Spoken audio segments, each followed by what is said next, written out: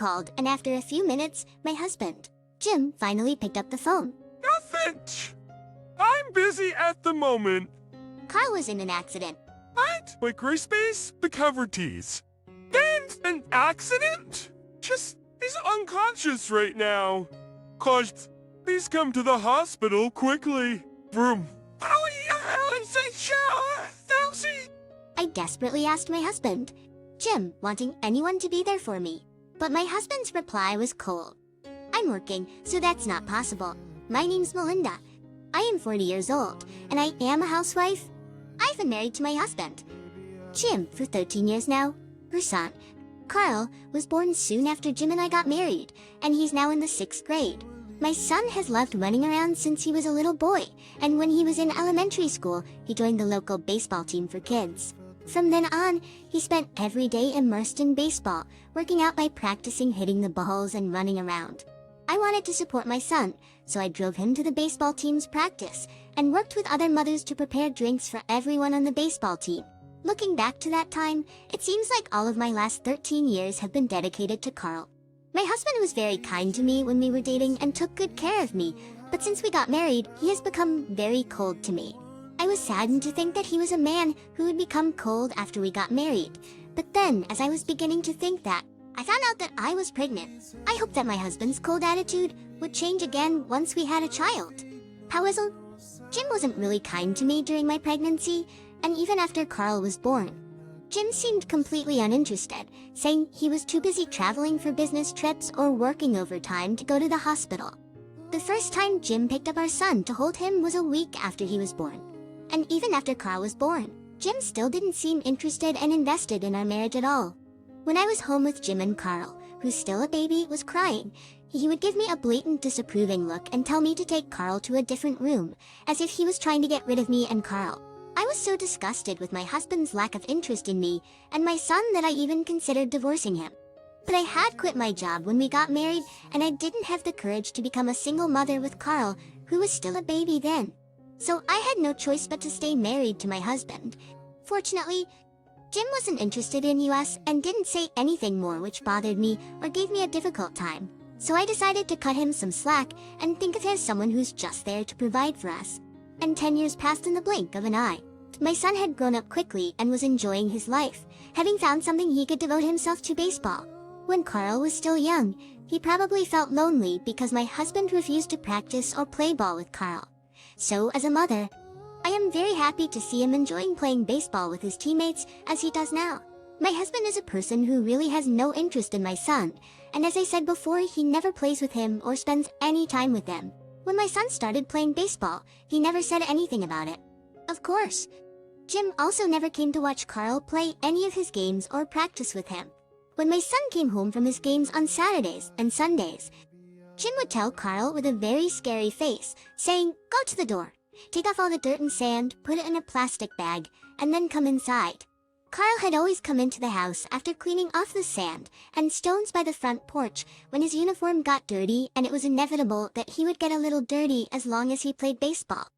But my husband said that he really didn't like to see the house getting dirty when Carl was back home. By this point, Carl knew that it would be impossible for him to communicate with his father properly. So he just obeyed what Jim had requested. But I couldn't just allow that to happen. I was trying my best to not get involved much with Jim, but Jim would always only say this or that whenever he felt like it. "Would you please stop talking to Carl only when you are angry because it's not going your way?" When I said that, my husband glared at me sharply. Anakin is providing for the both of you so that you both can eat and live. Without me, you wouldn't be able to lax around as a housewife, and Carl wouldn't even be able to play baseball. This mop? Yeah, you don't like it. Leave on your own. Soup on your arse. That's how unreasonable my husband was. I am not just relaxing around, and if I didn't do the house chores in the first place, Jim wouldn't be able to concentrate on his work in peace. I was really angry at that time when my husband started talking like that. I want to be able to earn money on my own without my husband. My son could concentrate on baseball and still have a stable life. So from that day, my challenge began. When my husband and son were at work or school, I studied hard to get a certificate. I was going to try to get the certification necessary to become a licensed tax accountant. I devoted myself to my studies with a strong will to stay away from my husband. I also took online courses and studied intensively in a short period of time. Of course, I would continue to do my house chores perfectly as before so that my husband would not say anything about it, and I wouldn't get discovered that I'm studying for the certification. Thanks to my efforts, 3 years later, I finally passed the exam to become a certified tax accountant. After that, I started working at an accounting firm as a part-time employee. Currently, I am balancing house chores and childcare while gaining experience at my part-time job. My son, who's still in elementary school when I started studying, is now a middle school student. My son went on to middle school, and of course he continued to play baseball, joining the baseball team in his middle school and practicing a lot more until late at night.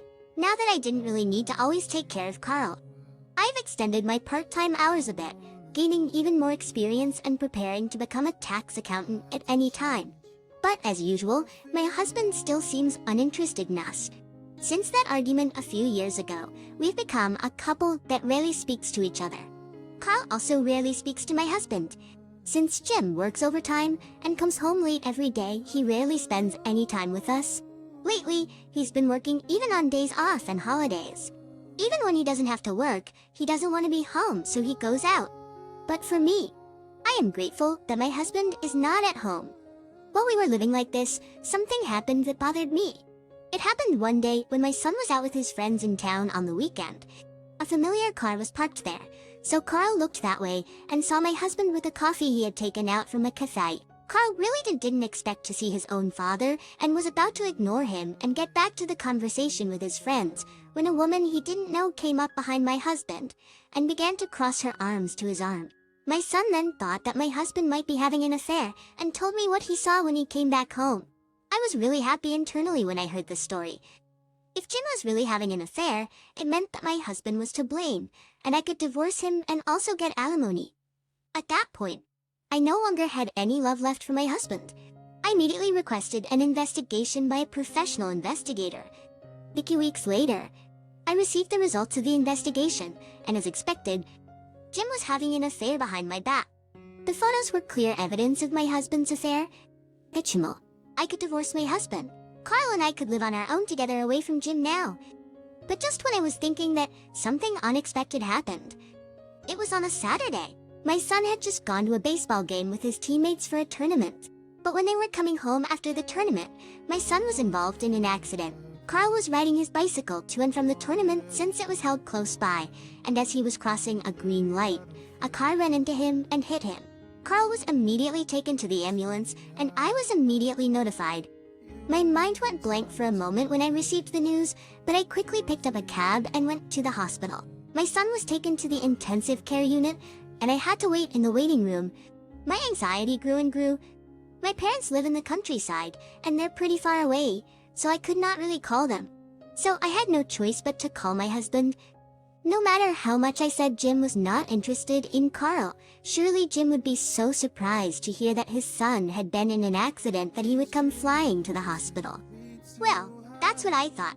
I called, and after calling the phone for a few minutes, my husband, Jim, had finally picked up the phone. Listen, I'm busy at the moment.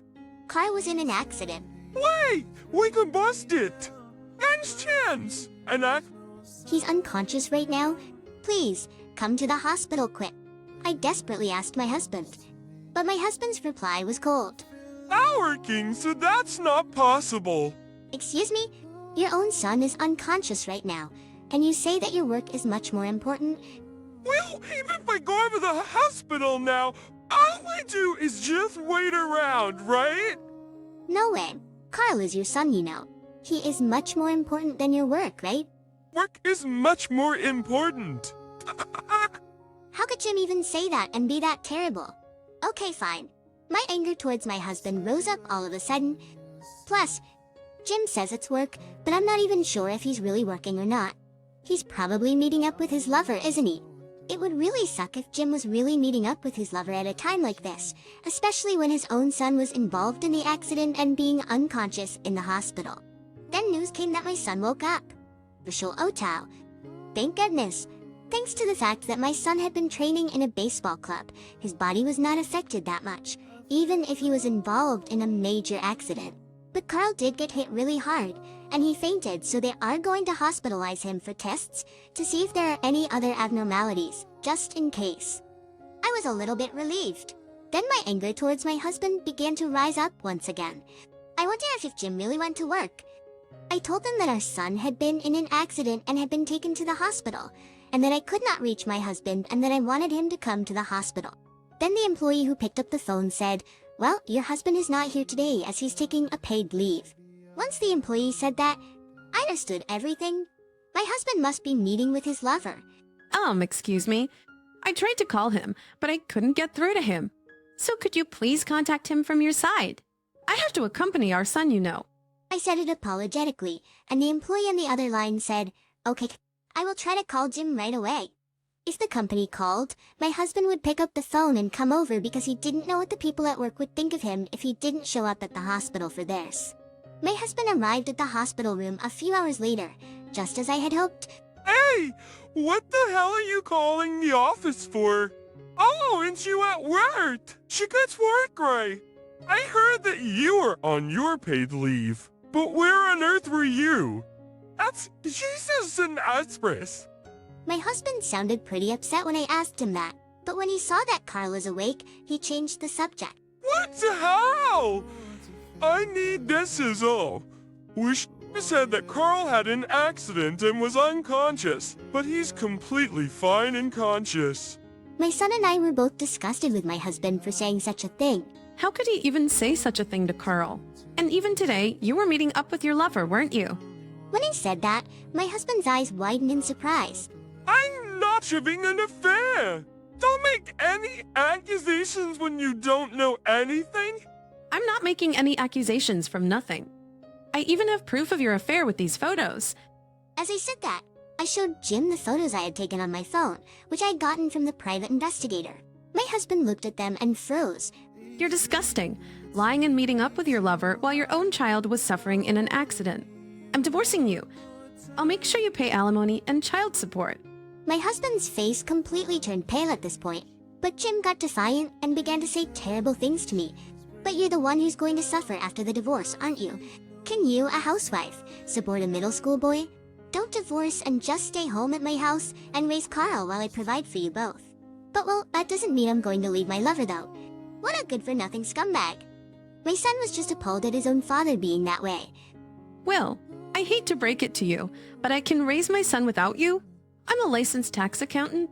I've worked at a part-time job for a few years now, so I can start my career as a tax accountant now. Next accountant. And it looks like I'll be paid more than you. My husband was just stunned, speechless.